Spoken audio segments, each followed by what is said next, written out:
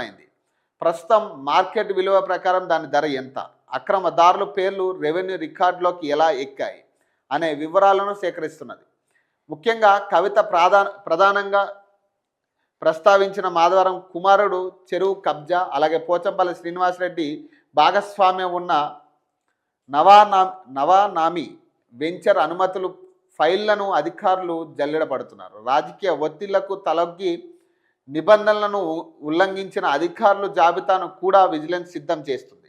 త్వరలో సమగ్ర నివేదికను ప్రభుత్వానికి సమర్పించే దిశగా అడుగులు పడుతుండటంతో ఈ భూముల వ్యవహారంలో ఇంకెన్ని బయటపడతాయనే ఉత్కంఠ కనపడతా ఉంది. అలాగే ఎమ్మెల్యే మాధవరం కృష్ణారావు మీడియా సమావేశంతో మాట్లాడుతూ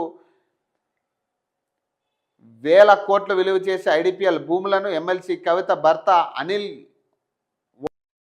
కబ్జా చేశారని, ఇది భారీ స్కామ్ అని ఆయన కొన్ని పత్రాలను ప్రదర్శించారు. అనిల్ అక్రమాల వల్ల ప్రభుత్వానికి వేల కోట్ల నష్టం వాటిల్లిందని, దీనిపై కేంద్రం దర్యాప్తు సంస్థలకు ఫిర్యాదు చేస్తానని హెచ్చరించారు. అయితే మాధవరం ఆరోపణల వెనుక రాజకీయ దురుద్దేశం ఉందని కవిత ఎదురు దాడి చేయడంతో పరిస్థితి మారిపోయింది. ఎమ్మెల్యే తన కుటుంబ సభ్యుల అక్రమాలను, తన పార్టీలోని మిత్రుల రియల్ ఎస్టేట్ దందాలను దాచిపెట్టి తనపై నిందలు వేస్తున్నారని ఆమె ఆధారాలు బయట పెట్టడంతో ఈ వ్యవహారంపై ఇప్పుడు ప్రభుత్వం విచారణకు దారితీసింది.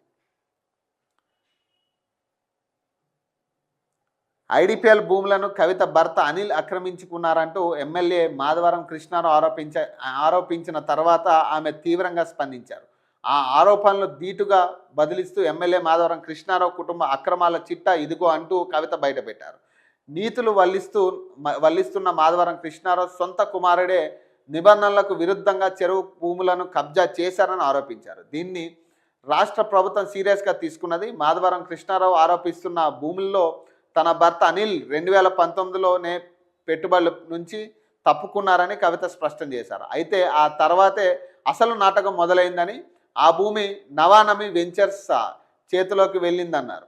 ఈ వెంచర్లో ఏవి రెడ్డితో పాటు అప్పటి బీఆర్ఎస్ ప్రభుత్వంలో అత్యంత కీలకంగా వ్యవహరించిన మాజీ మంత్రి కేటీఆర్కు కుడిభుజం లాంటి ఎమ్మెల్సీ పోచారం శ్రీనివాసరెడ్డికి భాగస్వామ్యం ఉందని బయటపెట్టారు.